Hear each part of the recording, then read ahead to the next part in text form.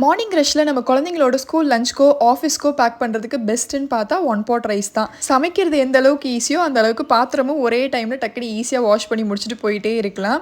இன்றைக்கி ரொம்பவே healthy and டேஸ்டியான ராஜ்மா ரைஸ் எப்படி செய்யுதுன்னு பார்த்துருவோமா?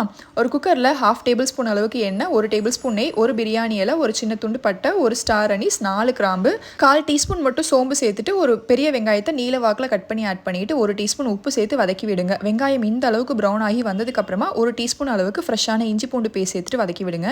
இஞ்சி பூண்டோட பச்சை வாசனை போனதுக்கப்புறமா ஒரு மீடியம் சைஸ் தக்காளி, கொஞ்சமாக கொத்தமல்லி புதினாவையும் கட் பண்ணி ஆட் பண்ணிவிட்டு ஒரு மிக்ஸ் கொடுத்ததுக்கப்புறமா 1 டீஸ்பூன் அளவுக்கு நான் மிளகாத்தூள் சேர்த்துருக்கேன். 1/2 teaspoon garam masala, 1 table spoon திக்கான தயிர் சேர்த்து வதக்கி விடுங்க. காரம் நீங்கள் உங்களுக்கு ஏற்ற மாதிரி அட்ஜஸ்ட் பண்ணிக்கோங்க. ஓவர் நைட் சோக் பண்ணி வச்சிருக்கிற 1 கப் அளவுக்கு ராஜ்மாவை நல்லா வாஷ் பண்ணிவிட்டு இது கூட சேர்த்துக்கோங்க.